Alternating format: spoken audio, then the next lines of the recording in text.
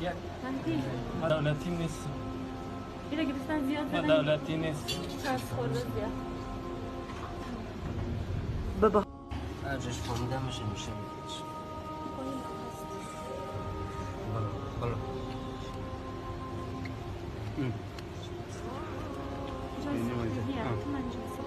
پایینم هست ایره با چی لک کردن یا سوختاندن؟ ایره مو خبر نداره فقط رایش گرفتن زدن ضربه محکم که یا که ضربه محکم به سری خورده که گپ زدن نمیکنه حالا هیچ گپ نمیکنه؟ یک دو گپ که میزنه میگم از مغز سرم تیر میکشه خودش هیچ گپ نمیتونه بزنه؟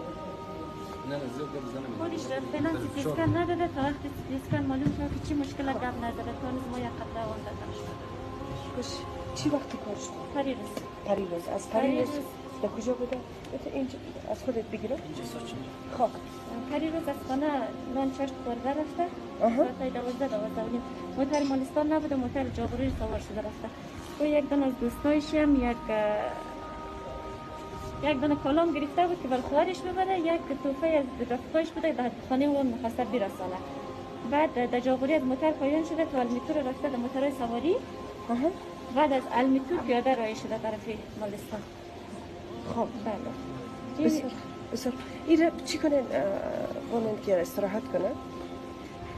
ضربه اصلی در سر ضربه اصلی در سر خورده که یک دو گپ میزنن مگه زیاد سر تیر میکشه پای چپش هم مشکل داره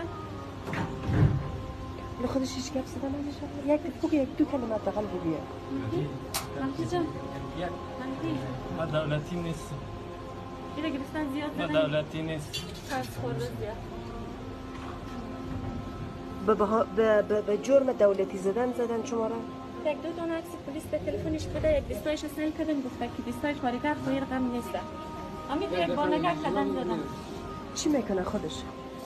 این کارگر ساختمان سقفای سبودی مسطح چینایی کار میکنه پدرش مریض بود در مالستان شدید مریض بود رفته بود بیاره در غزنی و در کابل بریم رو دوا کنیم